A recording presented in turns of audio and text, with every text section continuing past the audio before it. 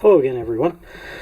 Um, Over the past few weeks, there's been multiple discussions I've seen with people about a topic that's very hot amongst collectors. What is rare? What is scarce?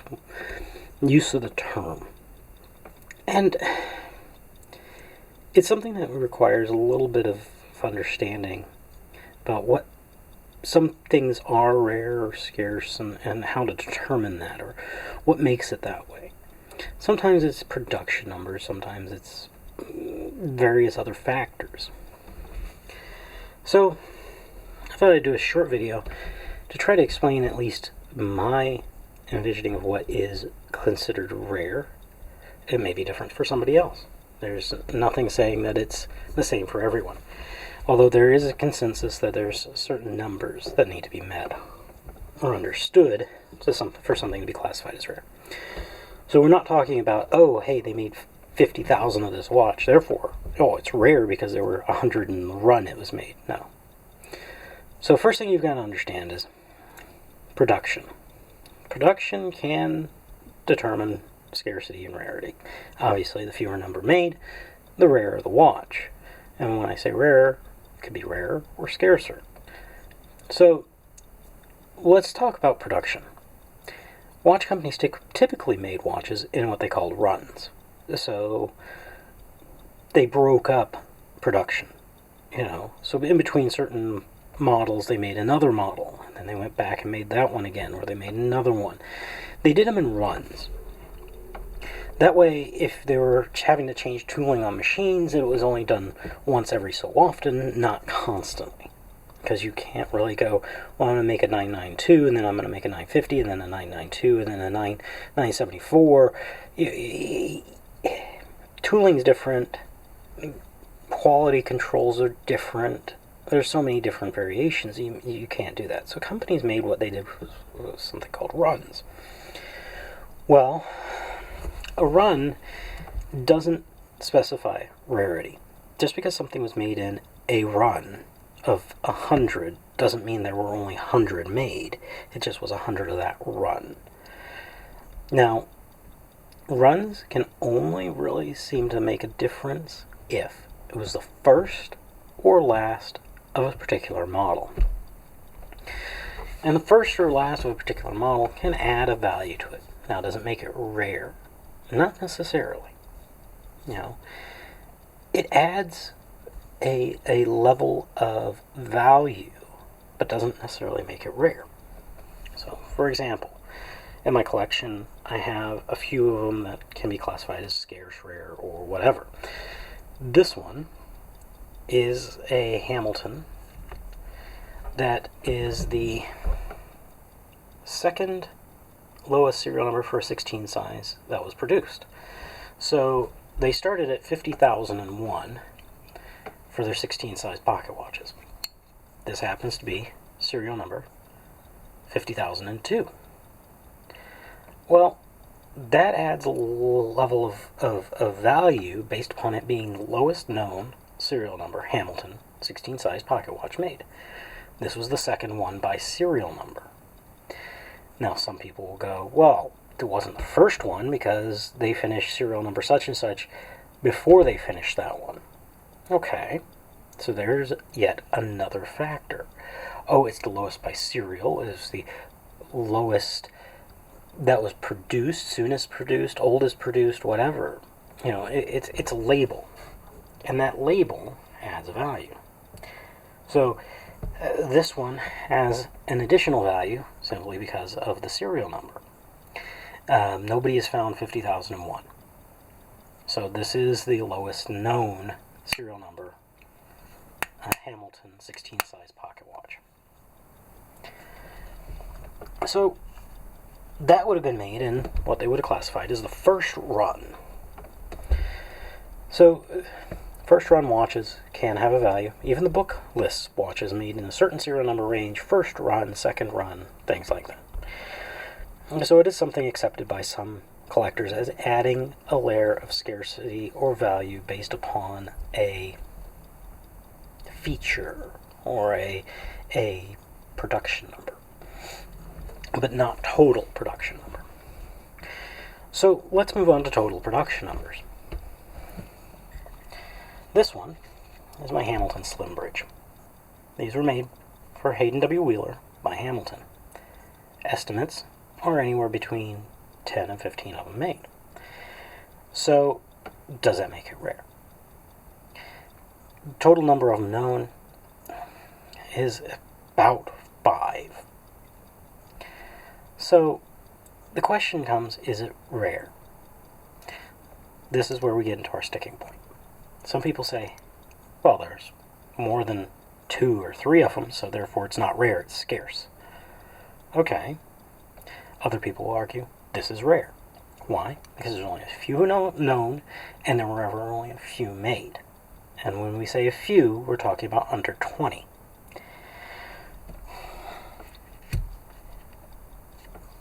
There are times that this will be called rare by a collector, and there's times this will be called scarce by a collector. That is the line of it being subjective. Is it rare? Is it scarce? Other times, you have survival rates of watches that make you go, is it rare or is it scarce? An indicator of that is this one. This is an Appleton watch company, Appleton, Wisconsin. The company made thousands of watches. But the problem is very few survived. They were low quality. They were made from the machinery from the Cheshire Watch Company. O.E. Bell bought all the equipment from Cheshire, moved it to Appleton, Wisconsin, created the Remington Watch Company, and started producing the Appleton Watch Company watches. These are a fun watch. Stem is attached to the movement. Now, the majority of these are a very low jewel count. They fit specific cases. This one happens to be an Appleton case. Makes this one different is it's jeweled. I've counted a total of 11 jewels. Majority of these watches are 7 or under. So the fact that it's even jeweled to this extent makes it unusual. I've seen maybe 2 others, or know of 2 others. Total production of these is unknown. Which ones had how many jewels, or was just a standard model. What is known is that they didn't make very many higher jeweled watches. Now, some places in the books it'll tell you that they made, really higher end watches sometimes. In reality, I have yet to come across an Appleton that has more than 11 jewels. So, the survival rate on these was extremely low because they were a low quality watch. They were a cheap watch. They were fitting into the better than $1 watch, but lower than a 7 jewel Hamilton kind of range. They were aiming for a lower end market. Thus, things like the case not wearing too well, flat dials. This one's a single sunk dial. Not really high end, but low survival rate. So some people will use the term rare. Now, in this case, I believe the word rare is incorrect. This is a scarce watch. And it's not scarce because of production, it's scarce because of survival. Not a lot of them survived. Therefore, it's scarce. So then you have features again. Whereas this one was, the serial number is extremely low. We have this, which has a unusual feature about it. This is a E. Howard Series 3. Very large, beautiful watch, correct original case. And a Series 3 is not uncommon. this is a Series 3, does not have the Mershon regulator. But what makes this one unique, or unusual, it is a surviving one with a Coles escapement. Coles escapement used a pallet fork that banked off of the escapement wheel. It had no banking pins.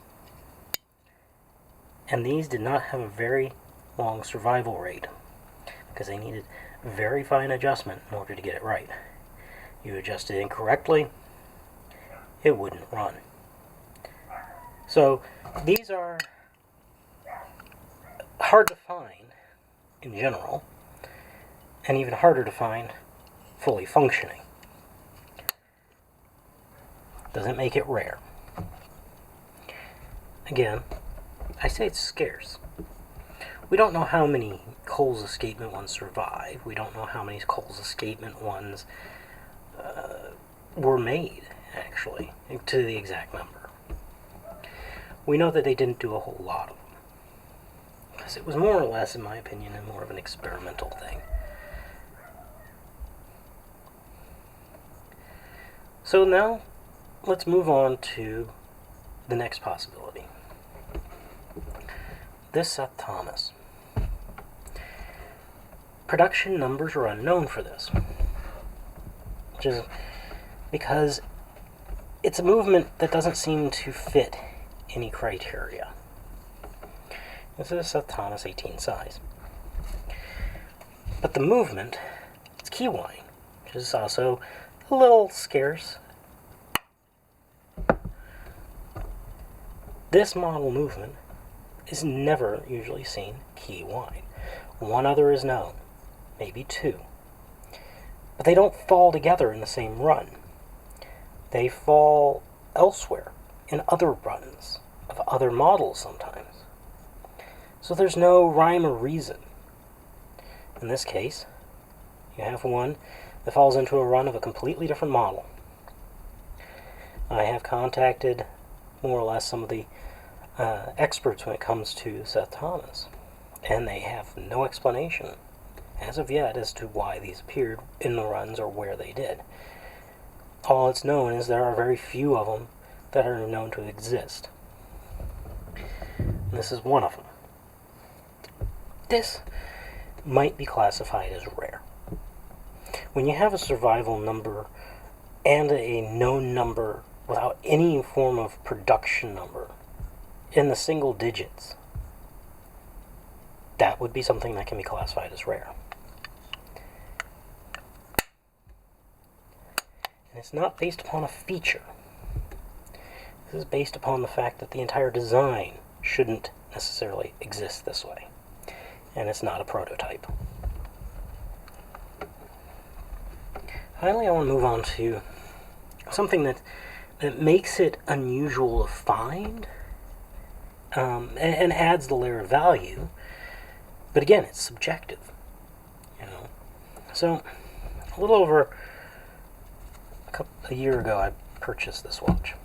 It's a Hamilton 950, 14 karat gold Hamilton case, in the original box, with original paperwork, including the original sales receipt from 1915, including the original purchaser's name, which is also matching the initials on the back of the case, which has matching serial numbers and everything to both the certificate and the sales receipt.